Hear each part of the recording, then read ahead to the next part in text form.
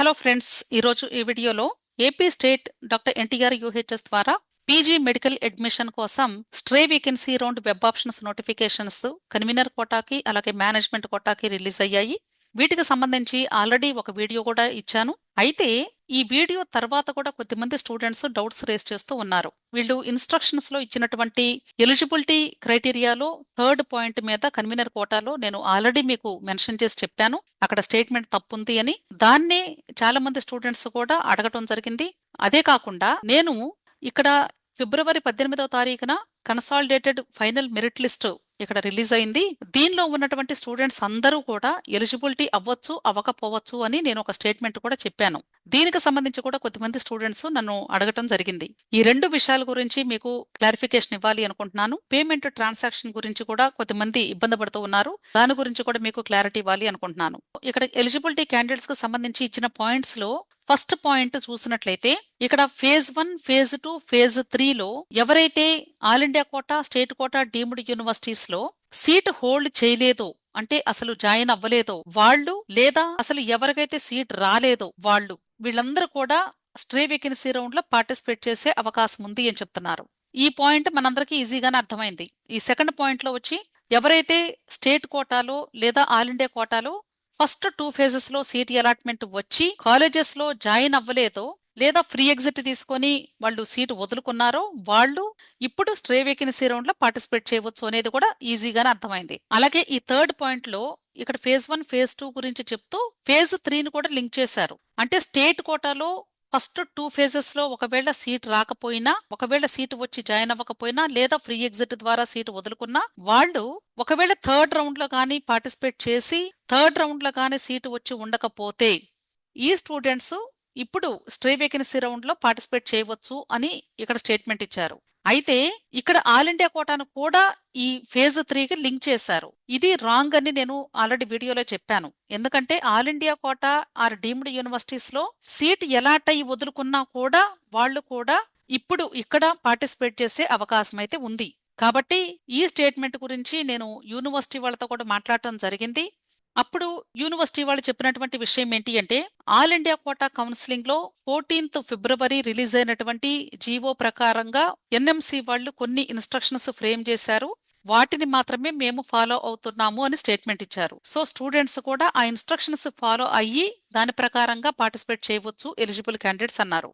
అయితే ఇక్కడ 14th ఫిబ్రవరి ఇచ్చినటువంటి నోటీసు ఓపెన్ చేసి చూసినప్పుడు సెకండ్ పాయింట్ లో ఏం చెప్తున్నారంటే, ఆల్ ఇండియా కోటా అంటే ఎంసీసీ రౌండ్ 3లో కానీ సీట్ ఎలాట్ అయ్యి జాయిన్ అవ్వకపోతే వాళ్ళు all India quota stray vacancy round కి మాత్రమే నాట్ ఎలిజిబుల్. కాకపోతే వీళ్ళు ఇక్కడ ఆల్ ఇండియా కోటా రౌండ్ 3లో రిపోర్ట్ చేయకపోయినా సరే స్టేట్ కోటాలో మాత్రం పార్టిసిపేట్ చేసే అవకాశం ఉంది అని చెప్పారు. అంటే వైస్ వర్సా, స్టేట్ లో రౌండ్ 3లో ఫ్రెష్ గా సీట్ వచ్చి రిపోర్ట్ చేయకపోయినా వాళ్ళు all India quota stray vacancy round లో పార్టిసిపేట్ చేశారు. అలాగే ఆల్ ఇండియా కోటా రౌండ్ 3లో సీట్ వచ్చి జాయిన్ అవ్వకపోయినా, రిపోర్ట్ చేయకపోయినా వాళ్ళు ఇప్పుడు state quota stray vacancy round లో పార్టిసిపేట్ చేసే అవకాశం ఉంది.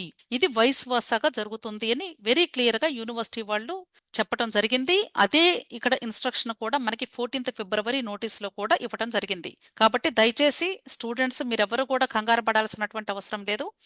ఆల్ ఇండియా కోటాలో కానీ థర్డ్ రౌండ్ లో సీటు వచ్చి వదులుకున్నా మీరు AP state stray vacancy round లో పార్టిసిపేట్ చేయవచ్చు. నెక్స్ట్ పాయింట్ వచ్చేసి ఇక్కడ స్ట్రే వేకెన్సీ రౌండ్ కి సంబంధించి ప్రొవిజనల్ మెరిట్ లిస్ట్ రిలీజ్ చేశారు. ఇది కన్వీనర్ కోటాకి సంబంధించినటువంటి లిస్టు, అలాగే ఇది మేనేజ్మెంట్ కోటాకి సంబంధించినటువంటి లిస్టు. ఇక్కడ మీరు అబ్జర్వ్ చేసి చూసినట్లయితే ఇక్కడ కన్వీనర్ కోటాలో మీరు స్టార్టింగ్ ర్యాంక్ చూస్తే 234 ర్యాంకర్ నేమ్ కూడా ఇక్కడ ఉంది. 234 ర్యాంకరు ఇక్కడ ఏపీ స్టేట్ లో జాయిన్ అయి ఉండకపోవచ్చేమో కానీ డెఫినెట్ గా ఈ స్టూడెంట్ ఆల్ ఇండియా కోటాలోనైనా లేదా వేరే ఏ ఇతర రాష్ట్రంలోనైనా జాయిన్ అయి ఉండొచ్చు, లేదా ఇప్పటి వరకు తను ఎక్కడ పార్టిసిపేట్ చేసి ఉండకపోతే ఇప్పుడు స్ట్రే వేకెన్సీ రౌండ్ లో పార్టిసిపేట్ చేయడానికి అప్లై చేసుకుని ఉండొచ్చు. కాబట్టి ఇక్కడ వీళ్ళు ఇచ్చినటువంటి కన్సాలిడేటెడ్ మెరిట్ లిస్ట్ లో ఈ నేమ్స్ అన్ని ఉన్నప్పటికీ కూడా వీళ్లలో ఎవరైనా సరే ఒకవేళ ఏపీ స్టేట్ లో కాకుండా వేరే ఏ ఇతర రాష్ట్రంలోనైనా సరే ఆల్రెడీ పార్టిసిపేట్ చేసి ఉంటే వాళ్ళకి ఒకవేళ అనుకోకుండా సైమల్టేనియస్ గా మాపప్ రౌండ్ లాంటి ప్రాసెస్ జరుగుతూ ఉంటే అదర్ స్టేట్ లో అక్కడ కూడా ఒకవేళ రేపే రిజల్ట్ రావచ్చేమో లేదా ఎల్లుండి రావచ్చేమో, అలాంటి సందర్భంలో వాళ్ళకి అక్కడ సీట్ గాని ఎలాట్ అయితే మనకి ఈ కౌన్సిలింగ్ రన్ చేసేటువంటి సాఫ్ట్వేర్ సింగిల్ సాఫ్ట్వేర్ కాబట్టి టోటల్ ఇండియాలో ఉన్నటువంటి అన్ని స్టేట్స్ ని ఈ స్టేట్స్ లో ఎక్కడ స్టూడెంట్ కి సీట్ ఎలాట్ అయ్యిందో ఆ సాఫ్ట్వేర్ డిటెక్ట్ చేసి ఇక్కడ AP state stray vacancy round seat allotment ఇచ్చేటప్పుడు ఆ స్టూడెంట్ యొక్క నేమ్ ని ఎలిమినేట్ చేసి రిమైనింగ్ స్టూడెంట్స్ కి మాత్రమే సీట్ అలాట్మెంట్ ఇచ్చింది. ఈ విషయం గమనించండి.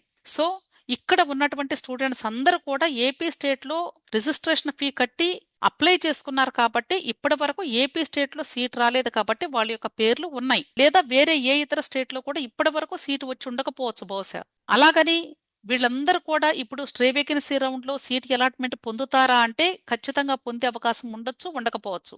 అంటే పార్టిసిపేట్ చేసే ఎలిజిబిలిటీ అయితే ఉంటుంది కానీ సీట్ అలాట్మెంట్ పొందే అవకాశం అయితే ఉండొచ్చు, ఉండకపోవచ్చు. అర్థమైంది కదా?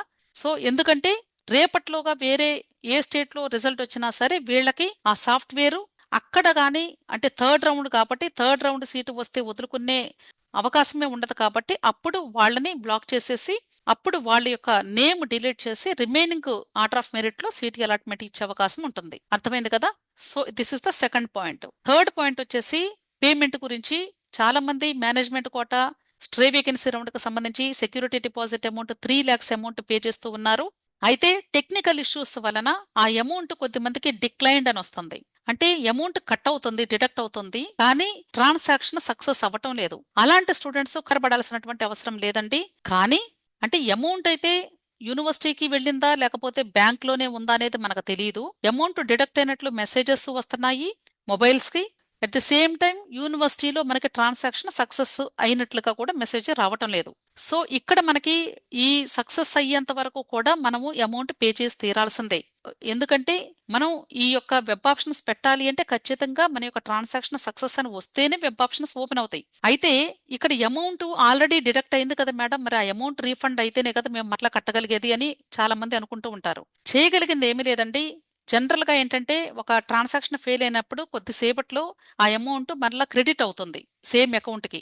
అది ఒకవేళ బ్యాంక్ ఫాల్ట్ గాని ఉంటే, లేదా యూనివర్సిటీ వాళ్ళ దగ్గరికి అంటే వాళ్ళ బ్యాంక్ అకౌంట్ కి కానీ అమౌంట్ పెడితే అక్కడ నుండి రావడానికి కొంత టైం పట్టొచ్చు అని ఆల్రెడీ మనకి స్టేట్మెంట్ రూపంలో ఆ ట్రాన్సాక్షన్ చేసే చోట క్రింద ఇచ్చారు. అయితే ప్రస్తుతానికి మీరు చేయవలసిన పని ఏంటంటే ఒకవేళ మీ యొక్క ట్రాన్సాక్షన్ కానీ ఫెయిల్ అయితే మీరు అంటే మరలా ఇంకొక 3 lakhs పెట్టి ఖచ్చితంగా కట్టి తీరాల్సిందే. కడితేనే మీ యొక్క ట్రాన్సాక్షన్ సక్సెస్ అవుతుంది. అప్పుడు మాత్రమే వెబ్ ఆప్షన్స్ ఓపెన్ అవుతాయి.